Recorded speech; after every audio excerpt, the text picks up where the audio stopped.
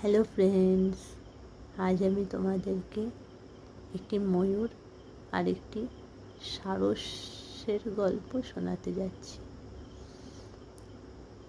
সঙ্গে থেকো, ভালো লাগলে লাইক এবং সাবস্ক্রাইব করো, রিকোয়েস্ট থাকলো। একটা নদীর ধারে একটা জঙ্গল ছিল।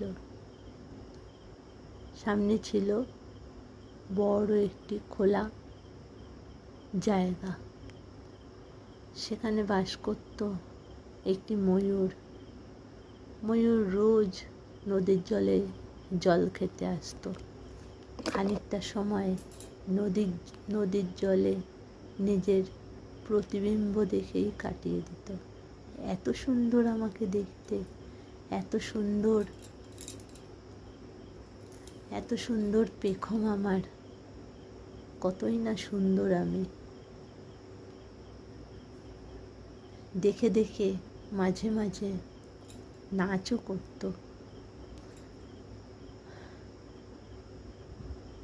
এত গর্ব ছিল তার, এত অহংকার ছিল তার নিজেকে নিয়ে, যে আশেপাশের কেউ যদি নদীর জলে জল খেতে আসতো, তাকে সে একটু নেচে দেখিয়ে দিত তার পেখম তুলে, আর বলতো, দেখো ভাইয়া, আমার পেখমটা কত সুন্দর।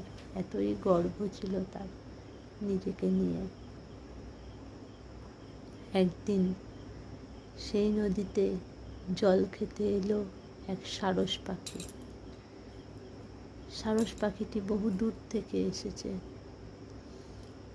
তখন ময়ূর সারস পাখিটির কাছে গেল, গিয়ে বলল, তোমাকে এই অঞ্চলে নতুন দেখছি, কোথায় থাকো তুমি, কোথা থেকে এসছো? সারস বলল, আমি বহু দূর থেকে এসছি, এখন একটু জল খাবো, একটু রেস্ট নিয়ে আবার উঠতে শুরু করব। তখন ময়ূর কি করলো, নিজের পেখম তুলে নাচতে শুরু করলো সারসের সামনে।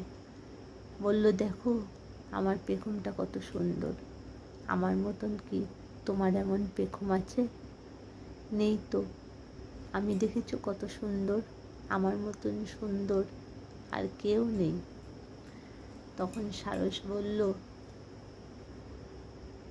তুমি পেখম তুলে শুধু নাচতেই জানো, বছরের পর বছর ধরে এই একই জঙ্গলে পড়ে আছো, এই একই নদীর জল খেয়ে যাচ্ছ, একইভাবেই নেচে চলেছ। আমাকে দেখো,